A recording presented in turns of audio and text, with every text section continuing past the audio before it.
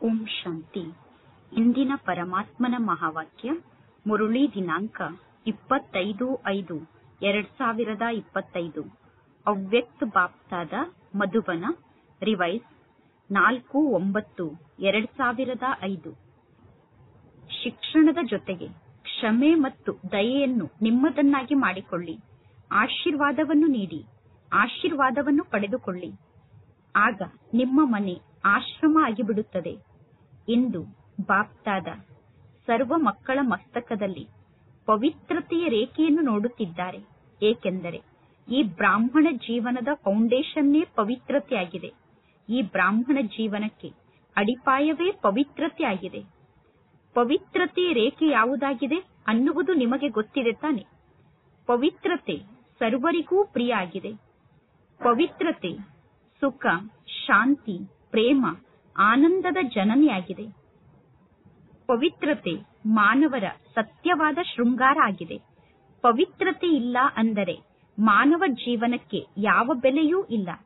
ಹೇಗೆ ನೀವೆಲ್ಲರೂ ನೋಡುತ್ತೀರಾ, ದೇವತೆಗಳು ಪವಿತ್ರರಾಗಿದ್ದಾರೆ. ಆದ್ದರಿಂದ ದೇವತೆಗಳು ಮಾನ್ಯನೀಯರಾಗಿದ್ದಾರೆ ಮತ್ತು ಪೂಜ್ಯನೀಯರಾಗಿದ್ದಾರೆ. ಪವಿತ್ರತೆ ಇರದೇ ಇರುವ ಕಾರಣ ಮಾನವ ಜೀವನ ಏನಾಗಿದೆ ಅನ್ನುವುದನ್ನು ವರ್ತಮಾನ ಸಮಯದಲ್ಲಿ ನೀವು ನೋಡುತ್ತಿದ್ದೀರಾ. ಬಾಪ್ತಾದ ಎಲ್ಲಾ ಮಕ್ಕಳಿಗೂ ಈ ಬ್ರಾಹ್ಮಣ ಜನ್ಮ ಸಿಕ್ಕ ತಕ್ಷಣ ಇದೇ ವರದಾನವನ್ನು ನೀಡಿದ್ದಾರೆ. ಪವಿತ್ರ ಭವ, ಯೋಗಿ ಭವ ಅನ್ನುವ ವರದಾನವನ್ನು ಎಲ್ಲಾ ಮಕ್ಕಳಿಗೂ ತಂದೆ ನೀಡಿದ್ದಾರೆ. ಯಾವ ಆತ್ಮದಲ್ಲಿ ಪವಿತ್ರತೆ ಇದೆಯೋ ಅವರ ನಡತೆ, ಅವರ ಚಲನೆ, ಅವರ ಚೆಹರೆ ಹೊಳೆಯುತ್ತಿರುತ್ತದೆ. ಆದ್ದರಿಂದ ಪವಿತ್ರತೆಯೇ ಜೀವನವನ್ನು ಶ್ರೇಷ್ಠವನ್ನಾಗಿ ಮಾಡುವಂತದ್ದಾಗಿದೆ. ವಾಸ್ತವದಲ್ಲಿ ಮಕ್ಕಳಾದ ನಿಮ್ಮೆಲ್ಲರ ಆದಿ ಸ್ವರೂಪ ಕೂಡ ಪವಿತ್ರತೆಯಾಗಿದೆ.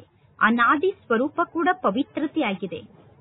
ಇಂತಹ ಪವಿತ್ರ ಆತ್ಮರ ವಿಶೇಷತೆ ಅವರ ಜೀವನದಲ್ಲಿ ಸದಾ ಪವಿತ್ರತೆಯ ವ್ಯಕ್ತಿತ್ವ ಕಾಣಿಸುತ್ತಿರುತ್ತದೆ.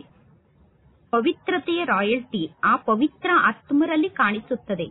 ಪವಿತ್ರತೆಯ ಘನತೆ ಚೆಹರೆ ಮತ್ತು ನಡತೆಯ ಮೂಲಕ ಕಾಣಿಸುತ್ತಿರುತ್ತದೆ.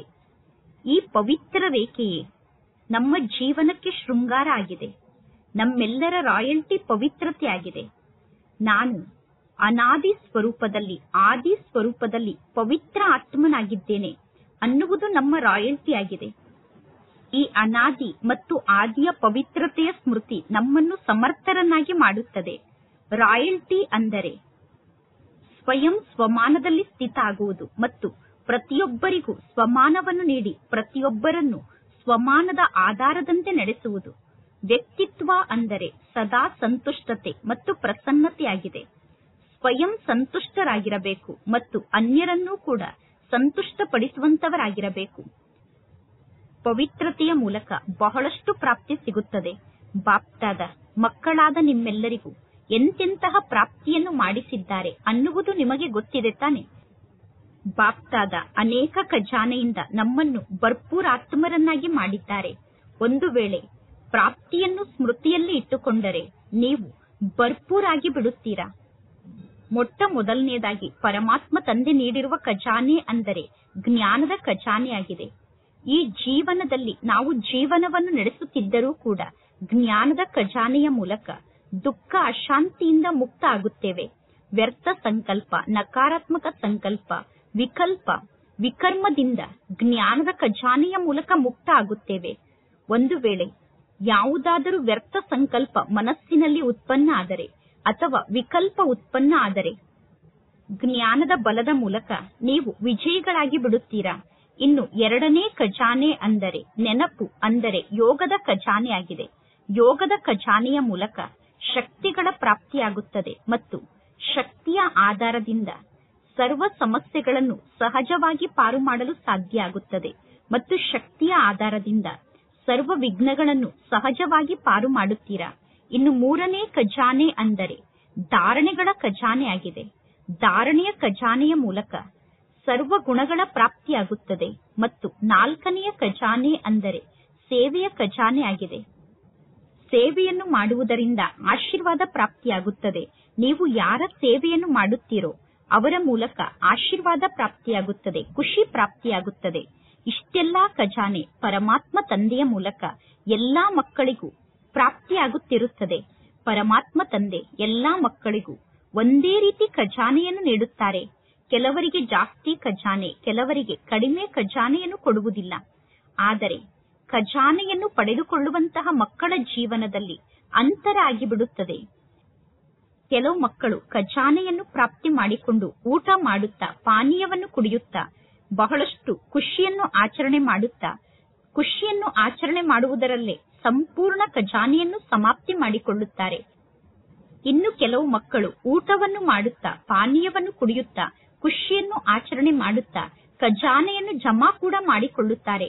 ಕೆಲವು ಮಕ್ಕಳು ಖಜಾನೆಯನ್ನು ಕಾರ್ಯದಲ್ಲಿ ತೊಡಗಿಸುತ್ತಾರೆ. ಖಜಾನೆಯನ್ನು ಕಾರ್ಯದಲ್ಲಿ ತೊಡಗಿಸುವುದರ ಜೊತೆಗೆ ಖಜಾನೆಯನ್ನು ವೃದ್ಧಿ ಮಾಡಿಕೊಳ್ಳುತ್ತಾ ಹೋಗುತ್ತಾರೆ. ಖಜಾನೆಯನ್ನು ವೃದ್ಧಿ ಮಾಡಿಕೊಳ್ಳುವಂತಹ ಬೀಗದ ಕೈ ಅಂದರೆ ಖಜಾನೆಯನ್ನು ಸ್ವಯಂನ ಕಾರ್ಯದಲ್ಲಿ ಬಳಸುವುದು ಮತ್ತು ಅನ್ಯರಿಗೋಸ್ಕರ ಖಜಾನೆಯನ್ನು ಬಳಸುವುದೇ ಆಗಿದೆ. ಯಾರು ಖಜಾನೆಯನ್ನು ಬಳಸುತ್ತಾರೋ ಅವರು ಖಜಾನೆಯನ್ನು ವೃದ್ಧಿ ಮಾಡಿಕೊಳ್ಳುತ್ತಾರೆ.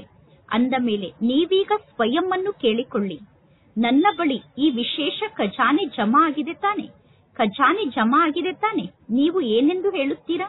ಖಜಾನೆ ಜಮಾ ಆಗಿದೆ, ಹೌದು ಎಂದು ಹೇಳುತ್ತೀರೋ, ಅಥವಾ ಸ್ವಲ್ಪ ಸ್ವಲ್ಪ ಖಜಾನೆ ಜಮಾ ಆಗಿದೆ ಎಂದು ಹೇಳುತ್ತೀರೋ? ಯಾರ ಬಳಿ ಈ ಖಜಾನೆ ಜಮಾ ಆಗಿದೆಯೋ ಅವರು ಸದಾ ಭರ್ಪೂರಾಗಿ ಇರುತ್ತಾರೆ. ನೋಡಿ, ಯಾವುದಾದರೂ ವಸ್ತು ಭರ್ಪೂರಾಗಿ ಇರುತ್ತದೆ ತಾನೆ? ಯಾವ ವಸ್ತು ಭರ್ಪೂರಾಗಿರುತ್ತದೆಯೋ ಅಂದರೆ ತುಂಬಿರುತ್ತದೆಯೋ ಅದು ತುಳುಕುವುದಿಲ್ಲ. ಭರ್ಪೂರಾದಂತಹ ವಸ್ತು ಏರುಪೇರನ್ನು ಮಾಡುವುದಿಲ್ಲ. ಒಂದು ವೇಳೆ ಭರ್ಪೂರಾಗಿಲ್ಲ ಅಂದರೆ ತುಂಬಿಲ್ಲ ಅಂದರೆ ಅಲ್ಲಿ ಏರುಪೇರಾಗುತ್ತದೆ. ಸಂಪೂರ್ಣ ತುಂಬದೇ ಇರುವ ಕಾರಣ ಅಲ್ಲಿ ಅಲುಗಾಡುತ್ತಿರುತ್ತದೆ, ಅಂದರೆ ತುಳುಕುತ್ತಿರುತ್ತದೆ. ಯಾವುದೇ ಒಂದು ವಸ್ತುವನ್ನು ಸಂಪೂರ್ಣವಾಗಿ ತುಂಬದೇ ಇದ್ದರೆ ಅದು ಅಲುಗಾಡುತ್ತದೆ. ಅದೇ ರೀತಿ ಒಂದು ವೇಳೆ ಸರ್ವ ಖಜಾನೆಯಿಂದ ನೀವು ಭರ್ಪೂರಾಗದೇ ಇದ್ದರೆ ನಿಮ್ಮ ಮನಸ್ಸಿನಲ್ಲಿ ಏರುಪೇರಾಗುತ್ತಾ ಇರುತ್ತದೆ. ಸದಾ ನಿಮಗೆ ಇದೇ ನಶೆ ಇರಬೇಕು. ಪರಮಾತ್ಮ ತಂದೆಯ ಖಜಾನೆ ನನ್ನ ಜನ್ಮಸಿದ್ಧ ಅಧಿಕಾರ ಆಗಿದೆ. ಪರಮಾತ್ಮ ತಂದೆ ನನಗೆ ಖಜಾನೆಯನ್ನು ನೀಡಿದ್ದಾರೆ, ತಂದೆ ಖಜಾನೆಯನ್ನು ನೀಡಿದ್ದಾರೆ. ನಾನು ತಂದೆಯ ಮೂಲಕ ಖಜಾನೆಯನ್ನು ಪಡೆದುಕೊಂಡಿದ್ದೇನೆ. ಅಂದ ಮೇಲೆ ಈ ಎಲ್ಲಾ ಖಜಾನೆ ಯಾರ ಖಜಾನೆ ಆಯಿತು? ಈ ಎಲ್ಲಾ ಖಜಾನೆ ನಿಮ್ಮ ಖಜಾನೆ ಆಗಿದೆ ತಾನೆ? ಅಂದ ಮೇಲೆ ಯಾರ ಬಳಿ ಖಜಾನೆ ಇದೆಯೋ ಅವರಿಗೆ ಎಷ್ಟೊಂದು ನಶೆ ಇರುತ್ತದೆ. ಹೇಗೆ ರಾಜನ ಸಣ್ಣ ಮಗ ಅಂದರೆ ರಾಜಕುಮಾರ, ಅವನು ಹುಡುಗ ಆಗಿರುತ್ತಾನೆ. ತಂದೆಯ ಬಳಿ ಯಾವ ಯಾವ ಖಜಾನೆ ಇದೆ ಎಂದು ಆ ರಾಜಕುಮಾರನಿಗೆ ಗೊತ್ತಿರುವುದಿಲ್ಲ. ಆದರೆ ಆ ಸಣ್ಣ ರಾಜಕುಮಾರನಿಗೆ ತಂದೆಯ ಖಜಾನೆ ನನ್ನ ಖಜಾನೆ ಆಗಿದೆ ಅನ್ನುವ ನಶೆ ಇರುತ್ತದೆ ಮತ್ತು ಆ ಖಜಾನೆಯ ಖುಷಿಯಲ್ಲೇ ರಾಜಕುಮಾರ ಇರುತ್ತಾನೆ. ಒಂದು ವೇಳೆ ಕಡಿಮೆ ಖುಷಿ ಇರುತ್ತದೆ ಅಂದರೆ ಅದಕ್ಕೆ ಕಾರಣ ಏನಾಗಿದೆ? ಪರಮಾತ್ಮ ತಂದೆ ಎಷ್ಟೆಲ್ಲಾ ಖಜಾನೆಯನ್ನು ನೀಡಿದ್ದಾರೋ ಆ ಖಜಾನೆಯ ಬಗ್ಗೆ ನೀವು ಕೇಳಿಸಿಕೊಂಡಿದ್ದೀರಾ. ಆದರೆ ಒಂದನೆಯದಾಗಿದೆ ಖಜಾನೆಯ ಬಗ್ಗೆ ಕೇಳಿಸಿಕೊಳ್ಳುವುದು, ಎರಡನೆಯದಾಗಿದೆ ಖಜಾನೆಯನ್ನು ಸ್ವಯಂನಲ್ಲಿ ಸಮಾವೇಶ ಮಾಡಿಕೊಳ್ಳುವುದು. ಯಾರು ಖಜಾನೆಯನ್ನು ಸಮಾವೇಶ ಮಾಡಿಕೊಳ್ಳುತ್ತಾರೋ ಅವರು ಸದಾ ನಶೆಯಲ್ಲಿ ಇರುತ್ತಾರೆ. ಈ ದಿನ ಹೊಸ ಹೊಸ ಮಕ್ಕಳು ಬಂದಿದ್ದಾರೆ. ಬಾಪ್ತಾದ ಅದೃಷ್ಟವಂತ ಮಕ್ಕಳಾದ ನಿಮಗೆ ನಿಮ್ಮೆಲ್ಲರ ಭಾಗ್ಯಕ್ಕೋಸ್ಕರ ಶುಭಾಶಯವನ್ನು ತಿಳಿಸುತ್ತಿದ್ದಾರೆ. ನಿಮ್ಮ ಭಾಗ್ಯವನ್ನು ಗುರುತಿಸಿದ್ದೀರಾ ತಾನೆ? ಭಾಗ್ಯವನ್ನು ಗುರುತಿಸಿದ್ದೀರಾ ತಾನೆ? ಪರಮಾತ್ಮ ತಂದೆಯ ಪ್ರೀತಿಯನ್ನು ಪಡೆದುಕೊಂಡಿದ್ದೀರಾ. ಈ ಅವಿನಾಶಿ ಪ್ರೀತಿ ಕೇವಲ ಈ ಒಂದು ಜನ್ಮದಲ್ಲಿ ಮಾತ್ರ ನಮಗೆ ಪ್ರಾಪ್ತಿಯಾಗುವುದಷ್ಟೇ ಅಲ್ಲ, ಆದರೆ ಅನೇಕ ಜನ್ಮಗಳವರೆಗೂ ಈ ಅವಿನಾಶಿ ಪ್ರೀತಿ ಸದಾ ನಮ್ಮ ಜೀವನದಲ್ಲಿ ಶಾಶ್ವತವಾಗಿ ಇರುತ್ತದೆ. ಏಕೆಂದರೆ ಈಗ ಯಾವ ಸಮಯ ನಡೆಯುತ್ತಿದೆಯೋ ಈ ಸಮಯ ಸಂಗಮ ಯುಗದ ಸಮಯ ಆಗಿದೆ. ಸಂಗಮ ಯುಗ ಅಂದರೆ ಭಾಗ್ಯಶಾಲಿ ಯುಗ ಆಗಿದೆ. ಸತ್ಯುಗಕ್ಕೂ ಕೂಡ ಭಾಗ್ಯಶಾಲಿ ಯುಗ ಎಂದು ಕರೆಯುತ್ತಾರೆ. ಆದರೆ ವರ್ತಮಾನ ಸಂಗಮ ಯುಗದ ಸಮಯ ಅದಕ್ಕಿಂತ ಭಾಗ್ಯಶಾಲಿಯಾದಂತಹ ಯುಗ ಆಗಿದೆ. ಸತ್ಯುಗಕ್ಕೆ ಹೋಲಿಕೆ ಮಾಡಿದರೂ ಕೂಡ ಸಂಗಮ ಯುಗದ ಸಮಯ ಸತ್ಯುಗಕ್ಕಿಂತ ಅಧಿಕ ಭಾಗ್ಯಶಾಲಿಯಾಗಿದೆ. ಏಕೆ? ಈ ಸಂಗಮ ಯುಗದಲ್ಲಿ ಪರಮಾತ್ಮ ತಂದೆಯ ಮೂಲಕ ಅಖಂಡ ಭಾಗ್ಯದ ವರದಾನ ಆಸ್ತಿಯ ರೂಪದಲ್ಲಿ ಪ್ರಾಪ್ತಿಯಾಗುತ್ತದೆ. ಅಂದ ಮೇಲೆ ಇಂತಹ ಸಂಗಮ ಯುಗದಲ್ಲಿ ಭಾಗ್ಯಶಾಲಿ ಸಮಯದಲ್ಲಿ ನೀವೆಲ್ಲರೂ ನಿಮ್ಮ ಭಾಗ್ಯವನ್ನು ಪಡೆದುಕೊಳ್ಳುವುದಕ್ಕೋಸ್ಕರ ಮಧುಬನಕ್ಕೆ ಬಂದು ತಲುಪಿದ್ದೀರಾ. ಬಾಪ್ತಾದ ಮಕ್ಕಳಿಗೆ ಬಹಳ ಸಹಜ ರೂಪದ ಪುರುಷಾರ್ಥದ ಒಂದು ವಿಧಿಯನ್ನು ತಿಳಿಸುತ್ತಾರೆ. ಸಹಜ ಪುರುಷಾರ್ಥವನ್ನು ಎಲ್ಲರೂ ಬಯಸುತ್ತೀರ ತಾನೆ? ಸಹಜವಾಗಿ ಎಲ್ಲವೂ ನಡೆಯಬೇಕು ಎಂದು ಬಯಸುತ್ತೀರ ತಾನೆ? ಕಷ್ಟವನ್ನು ಪಡಲು ಯಾರೂ ಇಷ್ಟಪಡುವುದಿಲ್ಲ. ಈ ಮಕ್ಕಳಿಗೆ, ಅಂದರೆ ಹಳೆಯ ಮಕ್ಕಳಿಗೆ ಭಾಗ್ಯದ ಸಹಜ ವಿಧಿ ಪ್ರಾಪ್ತಿಯಾಗಿದೆ. ಸಹಜ ವಿಧಿ ಪ್ರಾಪ್ತಿಯಾಗಿದೆ ತಾನೆ? ಎಲ್ಲದಕ್ಕಿಂತ ಅತಿ ಸಹಜವಾದ ಮಾತು ಅಂದರೆ ಬೇರೆ ಏನನ್ನೂ ನೀವು ಮಾಡಬೇಕಾಗಿಲ್ಲ. ಕೇವಲ ಒಂದು ಮಾತನ್ನು ಕಾರ್ಯರೂಪದಲ್ಲಿ ತಂದು ತೋರಿಸಬೇಕು. ಒಂದು ಮಾತನ್ನು ಕಾರ್ಯರೂಪದಲ್ಲಿ ತರಲು ಸಾಧ್ಯ ತಾನೆ? ಹೌದು ಎಂದು ಹೇಳಿ ಅಥವಾ ಇಲ್ಲ ಎಂದು ಹೇಳಿ. ಒಂದು ಮಾತನ್ನು ಕಾರ್ಯರೂಪದಲ್ಲಿ ತಂದು ತೋರಿಸುತ್ತೇವೆ, ಆಯಿತು, ಹೌದು ಎಂದು ಹೇಳಿ ಅಂದ ಮೇಲೆ ಎಲ್ಲದಕ್ಕಿಂತ ಸಹಜ ವಿಧಿ ಅಂದರೆ ಅಮೃತ ವೇಳೆಯಿಂದ ಹಿಡಿದು ಎಲ್ಲರಿಗೂ ಎಷ್ಟೆಲ್ಲಾ ಜನ ಇಡೀ ದಿನ ನಿಮಗೆ ಸಿಗುತ್ತಾರೋ ಅವರಿಗೆ ಆಶೀರ್ವಾದವನ್ನೇ ಕೊಡಿ ಮತ್ತು ಆಶೀರ್ವಾದವನ್ನೇ ಪಡೆದುಕೊಳ್ಳಿ. ಬಲೆ ನಿಮಗೆ ಕ್ರೋಧ ಬರಬಹುದು, ಕ್ರೋಧ ಬಂದರೂ ಕೂಡ ನೀವು ಅವರಿಗೆ ಆಶೀರ್ವಾದವನ್ನೇ ಕೊಡಿ, ಆಶೀರ್ವಾದವನ್ನೇ ಪಡೆದುಕೊಳ್ಳಿ. ಏಕೆಂದರೆ ಆಶೀರ್ವಾದ ತೀವ್ರ ಪುರುಷಾರ್ಥಕ್ಕೆ ಬಹಳ ಸಹಜ ಯಂತ್ರ ಆಗಿದೆ. ಹೇಗೆ ಸೈನ್ಸ್ನಲ್ಲಿ ರಾಕೆಟ್ ಇದೆ, ಎಷ್ಟು ಬೇಗ ರಾಕೆಟ್ ತನ್ನ ಕಾರ್ಯವನ್ನು ಮಾಡುತ್ತದೆ, ಅದೇ ರೀತಿ ಆಶೀರ್ವಾದವನ್ನು ಕೊಡುವುದು ಮತ್ತು ಆಶೀರ್ವಾದವನ್ನು ಪಡೆದುಕೊಳ್ಳುವುದು ಇದು ಕೂಡ ಬಹಳಷ್ಟು ಸಹಜವಾದ ಸಾಧನ ಆಗಿದೆ. ಪುರುಷಾರ್ಥದಲ್ಲಿ ಮುಂದೆ ಹೋಗುವುದಕ್ಕೋಸ್ಕರ ಆಶೀರ್ವಾದವನ್ನು ಕೊಡುವುದು ಮತ್ತು ಆಶೀರ್ವಾದವನ್ನು ತೆಗೆದುಕೊಳ್ಳುವುದು ಸಹಜ ಸಾಧನ ಆಗಿದೆ. ಅಮೃತ ವೇಳೆಯ ಸಮಯದಲ್ಲಿ ಪರಮಾತ್ಮ ತಂದೆಯನ್ನು ಸಹಜ ರೂಪದಲ್ಲಿ ನೆನಪು ಮಾಡಿ ಸಹಜ ನೆನಪಿನ ಮೂಲಕ ಆಶೀರ್ವಾದವನ್ನು ಪಡೆದುಕೊಳ್ಳಿ ಮತ್ತು ಇಡೀ ದಿನ ಅನ್ಯರಿಗೆ ಆಶೀರ್ವಾದವನ್ನು ಕೊಡಿ ಮತ್ತು ಆಶೀರ್ವಾದವನ್ನೇ ಪಡೆದುಕೊಳ್ಳಿ. ಈ ಕಾರ್ಯವನ್ನು ಮಾಡಲು ಸಾಧ್ಯ ಆಗುತ್ತದೆ ತಾನೆ? ಯಾರಿಗೆ ಆಶೀರ್ವಾದವನ್ನು ಕೊಡಲು ಮತ್ತು ಆಶೀರ್ವಾದವನ್ನು ಪಡೆದುಕೊಳ್ಳಲು ಸಾಧ್ಯ ಆಗುತ್ತದೆಯೋ ಅವರು ಕೈಯನ್ನು ಎತ್ತಿ. ಯಾರಾದರೂ ನಿಮಗೆ ಶಾಪವನ್ನು ಕೊಟ್ಟರೆ ನೀವು ಏನನ್ನು ಮಾಡುತ್ತೀರಾ? ಯಾರಾದರೂ ನಿಮಗೆ ಬಾರಿ ಬಾರಿಗೂ ಕಾಟವನ್ನು ಕೊಟ್ಟರೆ ಆಗ ನೀವು ಏನು ಮಾಡುತ್ತೀರಾ? ನೋಡಿ, ನೀವೆಲ್ಲರೂ ಪರಮಾತ್ಮ ತಂದೆಗೆ ಮಕ್ಕಳಾಗಿದ್ದೀರಾ. ದಾತಾನಿಗೆ ಮಕ್ಕಳಾದ ನೀವೆಲ್ಲರೂ ದಾತ ಆಗಿದ್ದೀರಾ. ಮಾಸ್ಟರ್ ದಾತ ಆಗಿದ್ದೀರಾ ತಾನೆ? ಅಂದ ಮೇಲೆ ದಾತಾನ ಕೆಲಸ ಏನಾಗಿರುತ್ತದೆ? ನೀಡುವುದೇ ದಾತಾನ ಕೆಲಸ ಆಗಿದೆ. ಎಲ್ಲದಕ್ಕಿಂತ ಬಹಳ ಒಳ್ಳೆಯ ವಸ್ತು ಅಂದರೆ ಆಶೀರ್ವಾದ ಆಗಿದೆ. ಆಶೀರ್ವಾದವನ್ನು ನೀಡುವುದು ಬಹಳ ಒಳ್ಳೆಯ ಕಾರ್ಯ ಆಗಿದೆ. ಬಲೆ ಎಂತಹ ವ್ಯಕ್ತಿ ಬೇಕಾದರೂ ಆಗಿರಬಹುದು, ಆದರೆ ಅವರು ನಿಮ್ಮ ಸಹೋದರ ಅಥವಾ ಸಹೋದರಿ ಆಗಿದ್ದಾರೆ. ಪರಮಾತ್ಮ ತಂದೆಗೆ ಮಕ್ಕಳಾಗಿದ್ದಾರೆ ಅಂದ ಮೇಲೆ ಸಹೋದರ ಸಹೋದರಿ ಆಗಿದ್ದಾರೆ ತಾನೆ? ಅಂದ ಮೇಲೆ ಯಾರು ಪರಮಾತ್ಮ ತಂದೆಗೆ ಮಗು ಆಗಿದ್ದಾರೋ ಅವರು ನನ್ನ ಈಶ್ವರಿಯ ಸಹೋದರ ಆಗಿದ್ದಾರೆ ಅಥವಾ ಈಶ್ವರಿಯ ಸಹೋದರಿ ಆಗಿದ್ದಾರೆ. ಅವರಿಗೆ ನೀವು ಏನನ್ನು ಕೊಡುತ್ತೀರಾ? ಶಾಪವನ್ನು ಕೊಡುತ್ತೀರೇನು? ಇಲ್ಲ. ಪರಮಾತ್ಮ ತಂದೆ ಎಂದಾದರೂ ಶಾಪವನ್ನು ಕೊಡುತ್ತಾರೇನು? ತಂದೆ ಶಾಪವನ್ನು ಕೊಡುತ್ತಾರೇನು? ತಂದೆ ಶಾಪವನ್ನು ಕೊಡುತ್ತಾರೇನು? ಹೌದು ಅಥವಾ ಇಲ್ಲ ಎಂದು ಹೇಳಿ. ಪರಮಾತ್ಮ ತಂದೆ ಶಾಪವನ್ನು ಕೊಡುತ್ತಾರೇನು? ಹೌದು ಅಥವಾ ಇಲ್ಲ ಎಂದು ಹೇಳಿ. ಪರಮಾತ್ಮ ತಂದೆ ಶಾಪವನ್ನು ಕೊಡುವುದಿಲ್ಲ ತಾನೆ? ಬಹಳಷ್ಟು ಖುಷಿಯಲ್ಲಿ ಇರುತ್ತೀರ ತಾನೆ? ಏಕೆ? ಒಂದು ವೇಳೆ ಶಾಪವನ್ನು ಕೊಡುವಂತವರಿಗೂ ಕೂಡ ನೀವು ಆಶೀರ್ವಾದವನ್ನು ಕೊಟ್ಟರೆ ಅವರು ಆಶೀರ್ವಾದವನ್ನು ಕೊಡಲಿ ಅಥವಾ ಕೊಡದೇ ಇರಲಿ, ನೀವು ಆಶೀರ್ವಾದವನ್ನೇ ಪಡೆದುಕೊಳ್ಳಿ. ಆಶೀರ್ವಾದವನ್ನು ಪಡೆದುಕೊಂಡರೆ ನಿಮಗೆ ದುಃಖ ಆಗುತ್ತದೇನು? ಇಲ್ಲ. ಬಾಪ್ತಾದ ಬಂದಿರುವಂತಹ ಎಲ್ಲಾ ಮಕ್ಕಳಿಗೂ ಒಂದು ವರದಾನವನ್ನು ನೀಡುತ್ತಿದ್ದಾರೆ. ವರದಾನವನ್ನು ನೆನಪಿನಲ್ಲಿ ಇಟ್ಟುಕೊಳ್ಳುತ್ತೀರಾ ತಾನೆ? ವರದಾನವನ್ನು ಸದಾ ನೆನಪಿನಲ್ಲಿ ಇಟ್ಟುಕೊಳ್ಳುತ್ತೀರಾ ತಾನೆ? ವರದಾನವನ್ನು ನೆನಪಿನಲ್ಲಿ ಇಟ್ಟುಕೊಂಡರೆ ಸದಾ ಖುಷಿಯಲ್ಲಿ ಇರುತ್ತೀರಾ. ವರದಾನ ಯಾವುದು ಎಂದು ಹೇಳಲೇ? ವರದಾನ ಯಾವುದು ಎಂದು ತಿಳಿಸಲೇ ಎಂದು ತಂದೆ ಕೇಳುತ್ತಿದ್ದಾರೆ. ವರದಾನ ಆಗಿದೆ. ಒಂದು ವೇಳೆ ಯಾರಾದರೂ ನಿಮಗೆ ದುಃಖವನ್ನು ಕೊಟ್ಟರೂ ಕೂಡ ನೀವು ಆ ದುಃಖವನ್ನು ತೆಗೆದುಕೊಳ್ಳಬಾರದು. ಅವರು ಬಲೆ ದುಃಖವನ್ನು ಕೊಡಲಿ, ಆದರೆ ನೀವು ದುಃಖವನ್ನು ಸ್ವೀಕಾರ ಮಾಡಬೇಡಿ. ಏಕೆಂದರೆ ಕೊಡುವವರು ದುಃಖವನ್ನು ಕೊಟ್ಟಿದ್ದಾರೆ. ಕೊಡುವವರು ದುಃಖವನ್ನು ಕೊಟ್ಟರೂ ಕೂಡ ತೆಗೆದುಕೊಳ್ಳುವಂತವರು ನೀವಾಗಿದ್ದೀರಾ ತಾನೆ? ಯಾರು ಕೊಡುವಂತವರಾಗಿರುತ್ತಾರೋ ಅವರೇ ತೆಗೆದುಕೊಳ್ಳುವಂತವರಂತೂ ಅಲ್ಲ. ಒಂದು ವೇಳೆ ಯಾವುದಾದರೂ ವಸ್ತು ಕೆಟ್ಟ ವಸ್ತು ಆಗಿದ್ದರೆ, ಯಾರಾದರೂ ದುಃಖವನ್ನು ಕೊಟ್ಟರೆ, ಅಶಾಂತಿಯನ್ನು ಕೊಟ್ಟರೆ ಆ ವಸ್ತು ಕೆಟ್ಟ ವಸ್ತು ಆಗಿದೆ ತಾನೆ? ನಿಮಗೆ ದುಃಖ ಇಷ್ಟ ಆಗುತ್ತದೆಯೇನು? ದುಃಖ ಇಷ್ಟ ಆಗುವುದಿಲ್ಲ ತಾನೆ? ಅಂದ ಮೇಲೆ ದುಃಖ ಕೆಟ್ಟ ವಸ್ತು ಆಗಿದೆ. ಕೆಟ್ಟ ವಸ್ತುವನ್ನು ಯಾರಾದರೂ ತೆಗೆದುಕೊಳ್ಳುತ್ತಾರೇನು? ಯಾರಾದರೂ ನಿಮಗೆ ಕೆಟ್ಟು ಹೋದಂತಹ ವಸ್ತುವನ್ನು ನೀಡಿದರೆ ನೀವು ಕೆಟ್ಟು ಹೋದಂತಹ ವಸ್ತುವನ್ನು ತೆಗೆದುಕೊಳ್ಳುತ್ತೀರೇನು? ತೆಗೆದುಕೊಳ್ಳುತ್ತೀರೇನು? ಇಲ್ಲ ತಾನೆ? ತೆಗೆದುಕೊಳ್ಳುವುದಿಲ್ಲ ತಾನೆ? ಅಂದ ಮೇಲೆ ದುಃಖವನ್ನು ಏಕೆ ತೆಗೆದುಕೊಳ್ಳುತ್ತೀರಾ? ದುಃಖವನ್ನು ತೆಗೆದುಕೊಂಡು ಬಿಡುತ್ತೀರಾ ತಾನೆ? ಒಂದು ವೇಳೆ ದುಃಖವನ್ನು ನೀವು ತೆಗೆದುಕೊಂಡರೆ ಯಾರು ದುಃಖಿಗಳಾಗುತ್ತಾರೆ? ದುಃಖವನ್ನು ತೆಗೆದುಕೊಳ್ಳುತ್ತಿರುವಂತಹ ನೀವೇ ದುಃಖಿಗಳಾಗುತ್ತೀರಾ ತಾನೆ? ನೀವು ದುಃಖಿಗಳಾಗುತ್ತೀರೋ ಅಥವಾ ದುಃಖವನ್ನು ಕೊಡುತ್ತಿರುವಂತವರು ದುಃಖಿ ಆಗುತ್ತಾರೋ? ದುಃಖವನ್ನು ತೆಗೆದುಕೊಳ್ಳುವಂತವರು ಜಾಸ್ತಿ ದುಃಖಿ ಆಗುತ್ತಾರೆ. ಒಂದು ವೇಳೆ ಇಂದಿನಿಂದ ನೀವು ದುಃಖವನ್ನು ತೆಗೆದುಕೊಳ್ಳದೇ ಇದ್ದರೆ ನಿಮ್ಮ ಜೀವನದ ಅರ್ಧ ದುಃಖ ದೂರ ಆದಂತೆ. ನೀವು ದುಃಖವನ್ನು ತೆಗೆದುಕೊಳ್ಳುವುದಿಲ್ಲ ತಾನೆ? ಮತ್ತು ಅವರು ಕೊಟ್ಟಿರುವಂತಹ ದುಃಖಕ್ಕೆ ಬದಲಾಗಿ ನೀವು ಅವರಿಗೆ ಸುಖವನ್ನು ಕೊಟ್ಟರೆ ನಿಮಗೆ ಆಶೀರ್ವಾದ ಸಿಗುತ್ತದೆ ಮತ್ತು ನೀವು ಸುಖಿಗಳಾಗಿ ಇರುತ್ತೀರಾ ಮತ್ತು ಆಶೀರ್ವಾದದ ಖಜಾನೆ ಕೂಡ ಭರ್ಪೂರ್ ಆಗುತ್ತಾ ಹೋಗುತ್ತದೆ. ಪ್ರತಿಯೊಂದು ಆತ್ಮದಿಂದ ನೀವು ಆಶೀರ್ವಾದವನ್ನು ಪಡೆದುಕೊಳ್ಳಿ. ಅವರು ಎಂತಹ ಆತ್ಮ ಬೇಕಾದರೂ ಆಗಿರಲಿ, ನೀವು ಆಶೀರ್ವಾದವನ್ನು ಪಡೆದುಕೊಳ್ಳಿ. ಶುಭ ಭಾವನೆ, ಶುಭ ಕಾಮನೆಯನ್ನು ಇಟ್ಟುಕೊಳ್ಳಿ. ಕೆಲವೊಮ್ಮೆ ಏನಾಗುತ್ತದೆ, ಯಾರೋ ಕೆಲವರು ಅಂತಹ ಯಾವುದೋ ಕೆಲಸವನ್ನು ಮಾಡುತ್ತಾರೆ. ಆಗ ನೀವು ಅವರಿಗೆ ಶಿಕ್ಷಣವನ್ನು ನೀಡಲು ಪ್ರಯತ್ನ ಪಡುತ್ತೀರಾ. ಇವರನ್ನು ಸರಿಪಡಿಸಬೇಕು ಎಂದು ಶಿಕ್ಷಣವನ್ನು ನೀಡುತ್ತೀರಾ.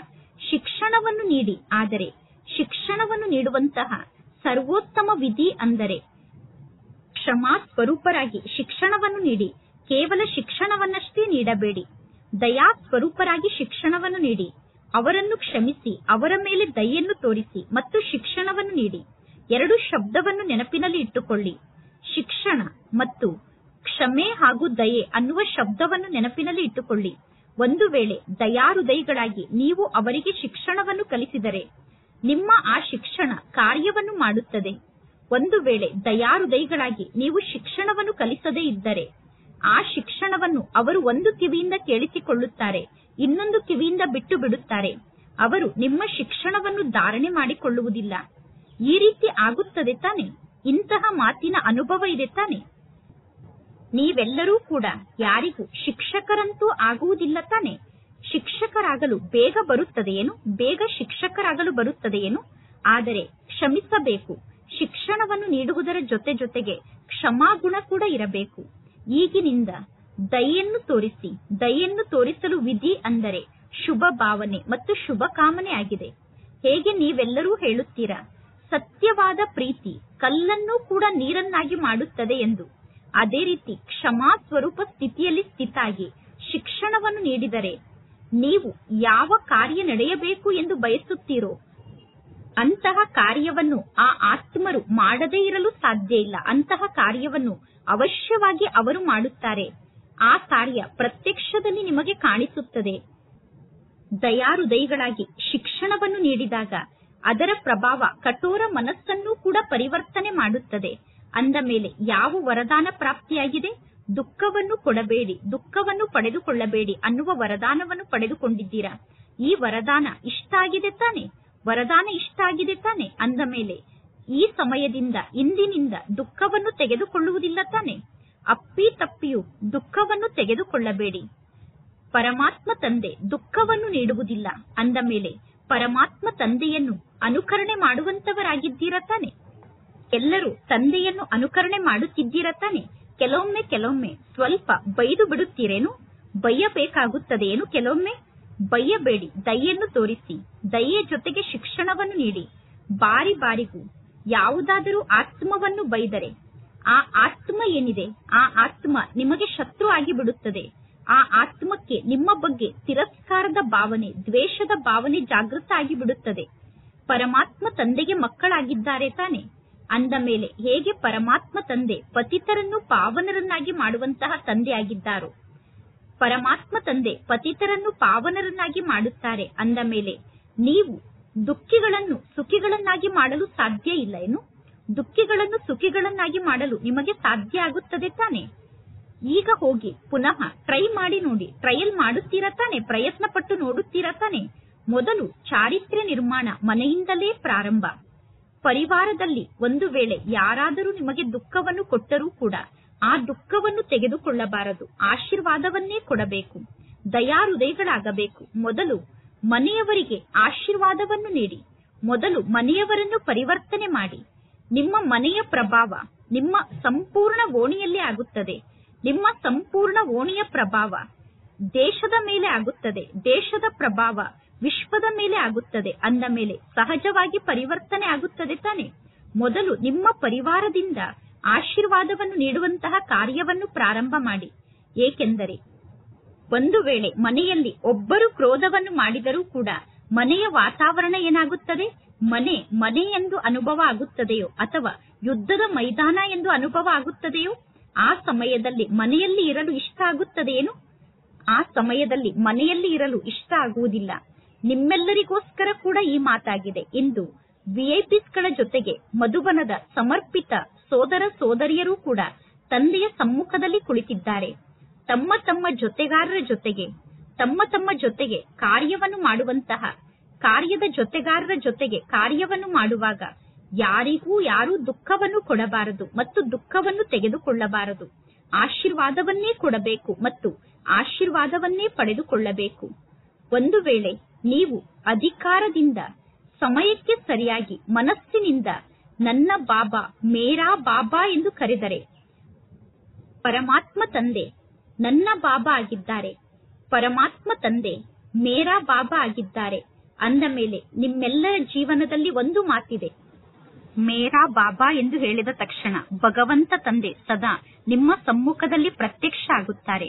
ಒಂದು ವೇಳೆ ಮನಸ್ಸಿನಿಂದ ಅಧಿಕಾರಿಗಳಾಗಿ ಅಧಿಕಾರದ ರೂಪದಿಂದ ಇಂತಹ ಸಮಯದಲ್ಲಿ ನನ್ನ ಬಾಬಾ ಎಂದು ಕರೆದರೆ, ಮೇರಾ ಬಾಬಾ ಎಂದು ಕರೆದರೆ, ಮಾಲೀಕ ಆದಂತಹ ಪರಮಾತ್ಮ ತಂದೆ ನಿಮ್ಮ ಸಮ್ಮುಖದಲ್ಲಿ ಉಪಸ್ಥಿತ ಆಗುತ್ತಾರೆ.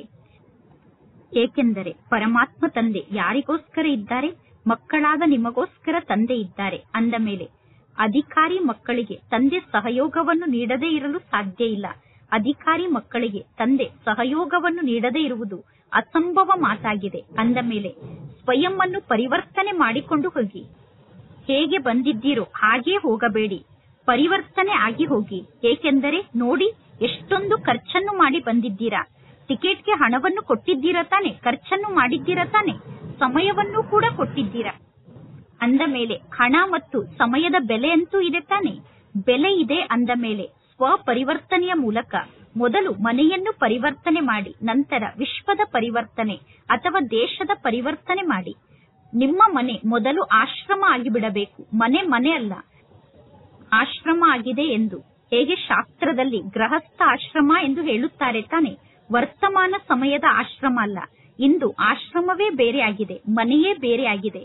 ಅಂದ ಮೇಲೆ ನಿಮ್ಮ ಮನೆಯನ್ನು ಆಶ್ರಮವನ್ನಾಗಿ ಮಾಡಬೇಕು, ಆಶೀರ್ವಾದವನ್ನೇ ಕೊಡಬೇಕು ಮತ್ತು ಆಶೀರ್ವಾದವನ್ನೇ ಪಡೆದುಕೊಳ್ಳಬೇಕು. ಆಶೀರ್ವಾದವನ್ನು ಕೊಡುವುದು ಮತ್ತು ಆಶೀರ್ವಾದವನ್ನು ಪಡೆದುಕೊಳ್ಳುವುದು ಆಶ್ರಮದವರ ಕೆಲಸ ಆಗಿದೆ. ಆಗ ನಿಮ್ಮ ಮನೆ ಮಂದಿರ ಆಗಿಬಿಡುತ್ತದೆ. ಮಂದಿರದಲ್ಲಿ ಮೂರ್ತಿ ಏನನ್ನು ಮಾಡುತ್ತದೆ? ಆಶೀರ್ವಾದವನ್ನು ನೀಡುತ್ತದೆ ತಾನೆ. ಮೂರ್ತಿಯ ಸಮ್ಮುಖಕ್ಕೆ ಹೋಗಿ ಎಲ್ಲರೂ ಏನೆಂದು ಹೇಳುತ್ತಾರೆ? ಆಶೀರ್ವಾದವನ್ನು ನೀಡಿ ಎಂದು ಹೇಳುತ್ತಾರೆ ತಾನೆ. ದಯೆಯನ್ನು ತೋರಿಸಿ ಎಂದು ಮೂರ್ತಿಯ ಸಮ್ಮುಖದಲ್ಲಿ ಕೂಗುತ್ತಾರೆ. ಅಂದ ಮೇಲೆ ಈಗ ನೀವೆಲ್ಲರೂ ಏನನ್ನು ನೀಡಬೇಕು? ಆಶೀರ್ವಾದವನ್ನೇ ನೀಡಬೇಕು. ಈಶ್ವರಿಯ ಪ್ರೀತಿಯನ್ನು ನೀಡಿ, ಆತ್ಮಿಕ ಪ್ರೀತಿಯನ್ನು ನೀಡಿ. ಶಾರೀರಿಕ ಪ್ರೀತಿಯನ್ನು ನೀಡಬೇಡಿ, ಆತ್ಮಿಕ ಪ್ರೀತಿಯನ್ನು ನೀಡಿ. ವರ್ತಮಾನ ಸಮಯದ ಪ್ರೀತಿ ಸ್ವಾರ್ಥದ ಪ್ರೀತಿಯಾಗಿದೆ. ಸತ್ಯ ಮನಸ್ಸಿನ ಪ್ರೀತಿ ಈ ಜಗತ್ತಿನಲ್ಲಿ ಇಲ್ಲ. ಮನಸ್ಸಿನಲ್ಲಿ ಯಾವುದೋ ಒಂದು ಸ್ವಾರ್ಥ ಇದ್ದಾಗ ಅವರು ಪ್ರೀತಿಯನ್ನು ನೀಡುತ್ತಾರೆ. ಸ್ವಾರ್ಥ ಇಲ್ಲ ಅಂದರೆ ಡೋಂಟ್ ಕೇರ್ ಮಾಡುತ್ತಾರೆ, ಅಂದರೆ ನಿಮ್ಮನ್ನು ನಿರ್ಲಕ್ಷ್ಯ ಮಾಡುತ್ತಾರೆ. ಅಂದ ಮೇಲೆ ಈಗ ನೀವು ಏನನ್ನು ಮಾಡುತ್ತೀರಾ? ಆತ್ಮಿಕ ಪ್ರೀತಿಯನ್ನು ನೀಡಬೇಕು, ಆಶೀರ್ವಾದವನ್ನು ನೀಡಬೇಕು. ದುಃಖವನ್ನು ಕೊಡಲೂಬಾರದು, ದುಃಖವನ್ನು ತೆಗೆದುಕೊಳ್ಳಲೂಬಾರದು. ನೋಡಿ, ನಿಮ್ಮೆಲ್ಲರಿಗೂ ಈಗ ಅವಕಾಶ ಸಿಕ್ಕಿದೆ. ಬಾಪ್ತಾದರವರಿಗೂ ಕೂಡ ಖುಷಿ ಇದೆ. ಇಷ್ಟೆಲ್ಲಾ ಜನ ಬಂದಿದ್ದೀರಾ. ಭಾರತದಿಂದ 250 ವಿಐಪಿಗಳು ರಿಟ್ರೀಟ್ಗೋಸ್ಕರ ಬಂದಿದ್ದಾರೆ. ನಿಮ್ಮ ಮನೆಯನ್ನು ನೀವು ಆಶ್ರಮವನ್ನಾಗಿ ಮಾಡುತ್ತೀರಾ ತಾನೆ. ಇಷ್ಟೆಲ್ಲಾ ವಿಐಪಿಗಳು ನಿಮ್ಮ ಮನೆಯನ್ನು ಆಶ್ರಮವನ್ನಾಗಿ ಮಾಡುತ್ತೀರಾ ತಾನೆ. ಪಕ್ಕಾ ರೂಪದಲ್ಲಿ ಮಾಡುತ್ತೀರಾ ತಾನೆ, ಅಥವಾ ಸ್ವಲ್ಪ ಸ್ವಲ್ಪ ಕಚ್ಚಾ ರೂಪದಲ್ಲಿ ಮಾಡುತ್ತೀರೇನು? ಯಾರು ತಿಳಿದುಕೊಂಡಿದ್ದೀರಾ? ಏನು ಬೇಕಾದರೂ ಆಗಲಿ, ಸ್ವಲ್ಪ ಸಹನೆಯನ್ನು ಮಾಡಿಕೊಳ್ಳುವ ಪರಿಸ್ಥಿತಿ ಬಂದರೆ ಸಹನೆಯನ್ನು ಮಾಡಿಕೊಳ್ಳುತ್ತೇವೆ. ಎದುರಿಸುವಂತಹ ಶಕ್ತಿಯನ್ನು ಕಾರ್ಯದಲ್ಲಿ ತೊಡಗಿಸುವ ಪರಿಸ್ಥಿತಿ ಬಂದರೆ ಎದುರಿಸುತ್ತೇವೆ. ಆದರೆ ಸಹನಾ ಶಕ್ತಿಯ ಫಲ ಬಹಳಷ್ಟು ಮಧುರ ಆಗಿರುತ್ತದೆ. ಸಹನೆಯನ್ನು ಮಾಡಿಕೊಳ್ಳಬೇಕಾಗುತ್ತದೆ, ಆದರೆ ಫಲ ಬಹಳಷ್ಟು ಮಧುರ ಆಗಿರುತ್ತದೆ. ಅಂದ ಮೇಲೆ ನೀವೆಲ್ಲರೂ ಏನು ಪಕ್ಕಾ ಪ್ರತಿಜ್ಞೆಯನ್ನು ಮಾಡಿದ್ದೀರಾ? ಮನೆಯನ್ನು ಸ್ವರ್ಗವನ್ನಾಗಿ ಮಾಡುತ್ತೇವೆ ಅಥವಾ ಮಂದಿರವನ್ನಾಗಿ ಮಾಡುತ್ತೇವೆ, ಆಶ್ರಮವನ್ನಾಗಿ ಮಾಡುತ್ತೇವೆ ಎಂದು ಯಾರೆಲ್ಲ ತಿಳಿದುಕೊಂಡಿದ್ದೀರೋ ಅವರು ಕೈಯನ್ನು ಎತ್ತಿ ನೋಡಿ. ಒಬ್ಬರನ್ನು ನೋಡಿ ಇನ್ನೊಬ್ಬರು ಕೈಯನ್ನು ಎತ್ತಬೇಡಿ. ಏಕೆಂದರೆ ಬಾಪ್ತಾದ ಮಕ್ಕಳ ಲೆಕ್ಕವನ್ನು ತೆಗೆದುಕೊಳ್ಳುತ್ತಾರೆ, ತಂದೆ ಪುನಃ ನಿಮ್ಮ ಲೆಕ್ಕವನ್ನು ತೆಗೆದುಕೊಳ್ಳುತ್ತಾರೆ. ಆದ್ದರಿಂದ ಅನ್ಯರನ್ನು ನೋಡಿ ಕೈಯನ್ನು ಎತ್ತಬೇಡಿ. ಸತ್ಯ ಸತ್ಯ ಮನಸ್ಸಿನ ಕೈಯನ್ನು ಎತ್ತಿ, ಮನಸ್ಸಿನಿಂದ ಕೈಯನ್ನು ಎತ್ತಿ. ಒಳ್ಳೆಯದು.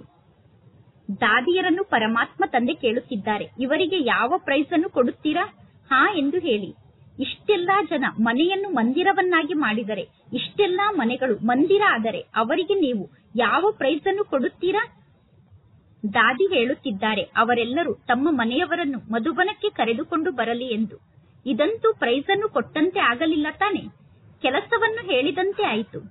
ಪರಮಾತ್ಮ ತಂದೆ ಆಜ್ಞೆಯನ್ನು ನೀಡುತ್ತಿದ್ದಾರೆ, ನೋಡಿ ನಿಮ್ಮೆಲ್ಲರಿಗೂ ಕೂಡ ಪ್ರೈಸ್ ಸಿಗುತ್ತದೆ. ಪ್ರೈಸ್ ಅನ್ನು ನೀಡುವುದೇನು ದೊಡ್ಡ ಮಾತಲ್ಲ. ಆದರೆ ಆದರೆ ಆದರೆ ಅನ್ನುವ ಶಬ್ದವನ್ನು ಹೇಳುತ್ತೀರಾ.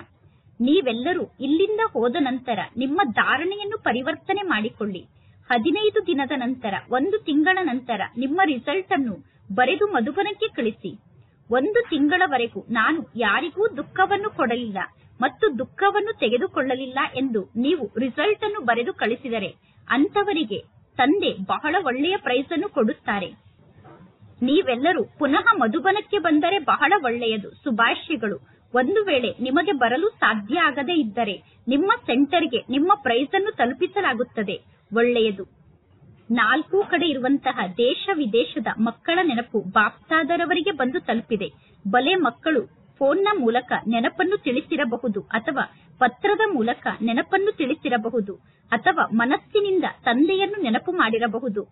ಅಂದ ಮೇಲೆ ಬಾಪ್ತಾದ ಎಲ್ಲಾ ಮಕ್ಕಳಿಗೂ, ಬಲೆ ಭಾರತದ ನಿವಾಸಿಗಳಾಗಿರಬಹುದು, ವಿದೇಶದ ನಿವಾಸಿಗಳಾಗಿರಬಹುದು, ಎಲ್ಲಾ ಮಕ್ಕಳಿಗೂ ನೆನಪಿನ ರಿಟರ್ನ್ ಆಗಿ ಆಶೀರ್ವಾದ ಮತ್ತು ನೆನಪು ಪ್ರೀತಿಯನ್ನು ಪದುಮಗುಣದಷ್ಟು ನೀಡುತ್ತಿದ್ದಾರೆ. 4 ಕಡೆ ಇರುವಂತಹ ಪರಮಾತ್ಮನ ಪ್ರೀತಿಗೆ ಅಧಿಕಾರಿಯಾದಂತಹ ಮಕ್ಕಳಿಗೆ 4 ಕಡೆ ಇರುವಂತಹ ಸರ್ವ ಖಜಾನೆಯಿಂದ ಭರ್ಪೂರಾದಂತಹ ನಿರ್ವಿಘ್ನ, ನಿರ್ವಿಕಲ್ಪ, ನಿರ್ವ್ಯರ್ಥ ಸಂಕಲ್ಪದಲ್ಲಿ ಸ್ಥಿತ ಆದಂತಹ ಶ್ರೇಷ್ಠ ಆತ್ಮರಿಗೆ ಜೊತೆ ಜೊತೆಗೆ ಸ್ವಪರಿವರ್ತನೆಯನ್ನು ಮಾಡಿಕೊಂಡು ಸರ್ವರ ಪರಿವರ್ತನೆಯನ್ನು ಮಾಡುವಂತಹ ಉಮಂಗ್ ಉತ್ಸಾಹದಿಂದ ಮುಂದೆ ಹೋಗುವಂತಹ ಹಾರುವಂತಹ ಮಕ್ಕಳಿಗೆ ಜೊತೆ ಜೊತೆಗೆ ಬಾಪ್ತಾದರವರಿಗೆ ಸತ್ಯ ಮನಸ್ಸಿನಿಂದ ಸಮಾಚಾರವನ್ನು ತಿಳಿಸುವಂತಹ ಸತ್ಯ ಹೃದಯವುಳ್ಳಂತಹ ಮಕ್ಕಳಿಗೆ ವಿಶೇಷವಾಗಿ ಹೃದಯೇಶ್ವರ ತಂದೆಯ ರೂಪದಲ್ಲಿ, ಶಿಕ್ಷಕನ ರೂಪದಲ್ಲಿ, ಸದ್ಗುರುವಿನ ರೂಪದಲ್ಲಿ ಪದುಮಗುಣದಷ್ಟು ನೆನಪು, ಪ್ರೀತಿ ಮತ್ತು ನಮಸ್ತೆ. ಬಾಪ್ತಾದರವರಿಗೆ ಮಕ್ಕಳ ನೆನಪು, ಪ್ರೀತಿ ಹಾಗೂ ನಮಸ್ತೆ ನಮಸ್ತೆ ನಮಸ್ತೆ ಇಂದಿನ ವರದಾನ ಆಗಿದೆ. ಅಲೆದಾಡುತ್ತಿರುವಂತಹ ಆತ್ಮರಿಗೆ ಯಥಾರ್ಥ ಗುರಿಯನ್ನು ತೋರಿಸುವಂತಹ ಚೈತನ್ಯ ಲೈಟ್ ಹೌಸ್ ಮತ್ತು ಮೈಟ್ ಹೌಸ್ ಆಗಿ, ಬೆಳಕಿನ ಗ್ರಹ ಮತ್ತು ಶಕ್ತಿಯ ಗ್ರಹ ಆಗಿ ಅಲೆದಾಡುತ್ತಿರುವಂತಹ ಯಾವುದೇ ಆತ್ಮಕ್ಕೆ ಯಥಾರ್ಥ ಗುರಿಯನ್ನು ತೋರಿಸುವುದಕ್ಕೋಸ್ಕರ ಚೈತನ್ಯವಾದಂತಹ ಲೈಟ್ ಹೌಸ್, ಮೈಟ್ ಹೌಸ್ ಅಂದರೆ ಬೆಳಕಿನ ಗ್ರಹ ಹಾಗೂ ಶಕ್ತಿಯ ಗ್ರಹ ಆಗಿ. ಅದಕ್ಕೋಸ್ಕರ 2 ಮಾತು ಗಮನದಲ್ಲಿ ಇರಬೇಕು. ಫಸ್ಟ್ ಪಾಯಿಂಟ್, ಆತ್ಮರ ಇಚ್ಛೆಯನ್ನು ಗುರುತಿಸಬೇಕು. ಹೇಗೆ ಯೋಗ್ಯ ಆದಂತಹ ಡಾಕ್ಟರ್ ನಾಡಿಯನ್ನು ನೋಡಿದ ತಕ್ಷಣ ಅರ್ಥ ಮಾಡಿಕೊಳ್ಳುತ್ತಾರೆ ವ್ಯಕ್ತಿಗೆ ಏನು ಕಾಯಿಲೆ ಬಂದಿದೆ ಎಂದು. ಅದೇ ರೀತಿ ಪರೀಕ್ಷಿಸುವಂತಹ ಶಕ್ತಿಯನ್ನು ಸದಾ ಉಪಯೋಗ ಮಾಡಿ. ಸೆಕೆಂಡ್ ಪಾಯಿಂಟ್, ಸದಾ ನಿಮ್ಮ ಬಳಿ ಸರ್ವ ಖಜಾನೆಯ ಅನುಭವವನ್ನು ಸ್ಥಿರವಾಗಿ ಇಟ್ಟುಕೊಳ್ಳಿ. ಸದಾ ಇದೇ ಗುರಿಯನ್ನು ಇಟ್ಟುಕೊಳ್ಳಿ. ನಾವೀಗ ಕೇವಲ ಜ್ಞಾನವನ್ನು ತಿಳಿಸುವಂತವರಾಗಬಾರದು, ಆದರೆ ಸರ್ವ ಸಂಬಂಧದ ಅನುಭವವನ್ನು ಮಾಡಿಸಬೇಕು ಮತ್ತು ಸರ್ವ ಶಕ್ತಿಯ ಅನುಭವವನ್ನು ಮಾಡಿಸಬೇಕು. ಇಂದಿನ ಸ್ಲೋಗನ್ ಆಗಿದೆ, ಅನ್ಯರನ್ನು ಕರೆಕ್ಷನ್ ಮಾಡುವ ಬದಲು ಒಬ್ಬ ತಂದೆಯ ಜೊತೆಗೆ ಸರಿಯಾದ ಸಂಬಂಧವನ್ನು ಇಟ್ಟುಕೊಳ್ಳಿ. ಇಂದಿನ ಅವ್ಯಕ್ತ ಸೂಚನೆ ಆಗಿದೆ, ಆತ್ಮಿಕ ರಾಯಲ್ಟಿ ಮತ್ತು ಪವಿತ್ರತೆಯ ವ್ಯಕ್ತಿತ್ವವನ್ನು ಧಾರಣೆ ಮಾಡಿಕೊಳ್ಳಿ. ನಿಮ್ಮ ನಿಜ ಸ್ವರೂಪ ಅಥವಾ ವರದಾನಿ ಸ್ವರೂಪ ಸದಾ ಸ್ಮೃತಿಯಲ್ಲಿ ಇರಬೇಕು. ಆಗ ಅಪವಿತ್ರತೆ ಮತ್ತು ವಿಸ್ಮೃತಿಯ ಹೆಸರು ಚಿಹ್ನೆ ಕೂಡ ಸಮಾಪ್ತಿಯಾಗುತ್ತದೆ. ವಿಸ್ಮೃತಿ ಅಥವಾ ಅಪವಿತ್ರತೆ ಅಂದರೆ ಏನಾಗಿದೆ ಅನ್ನುವುದೇ ನಿಮ್ಮ ಜೀವನದಲ್ಲಿ ಸಮಾಪ್ತಿಯಾಗಿ ಬಿಡಬೇಕು. ಅಪವಿತ್ರತೆ, ವಿಸ್ಮೃತಿ ಅನ್ನುವಂಥದ್ದೇ ನಿಮ್ಮ ಜೀವನದಲ್ಲಿ ಸಮಾಪ್ತಿಯಾಗಿ ಬಿಡಬೇಕು. ಏಕೆಂದರೆ ಈ ಅಪವಿತ್ರತೆಯ ಸಂಸ್ಕಾರ ಅಥವಾ ಅಪವಿತ್ರತೆಯ ಸ್ವರೂಪ ನಿಮ್ಮ ಸ್ವರೂಪ ಅಲ್ಲ, ಆದರೆ ಇದು ಪೂರ್ವ ಜನ್ಮದ ಸ್ವರೂಪ ಆಗಿತ್ತು. ಈಗ ನೀವು ಬ್ರಾಹ್ಮಣರಾಗಿದ್ದೀರಾ ಅಂದ ಮೇಲೆ ಯಾವುದು ಶೂದ್ರರ ಸಂಸ್ಕಾರ, ಶೂದ್ರರ ಸ್ವರೂಪ ಆಗಿದೆಯೋ ಆ ಶೂದ್ರರ ಸಂಸ್ಕಾರ ಮತ್ತು ಸ್ವರೂಪ ನಮ್ಮ ಸ್ವಭಾವ ಮತ್ತು ಸ್ವರೂಪಕ್ಕಿಂತ ಭಿನ್ನ ಆಗಿದೆ. ಅಂದರೆ ಶೂದ್ರರ ಸ್ವರೂಪ ಮತ್ತು ಸಂಸ್ಕಾರ ಇದು ಅನ್ಯರ ಸ್ವರೂಪ, ಅನ್ಯರ ಸಂಸ್ಕಾರ ಎಂದು ನಮಗೆ ಅನುಭವ ಆಗಬೇಕು. ಇದಕ್ಕೆ ಭಿನ್ನ ಸ್ಥಿತಿ ಮತ್ತು ಪ್ರಿಯ ಸ್ಥಿತಿ ಎಂದು ಕರೆಯಲಾಗುತ್ತದೆ. ಒಳ್ಳೆಯದು. ಓಂ ಶಾಂತಿ.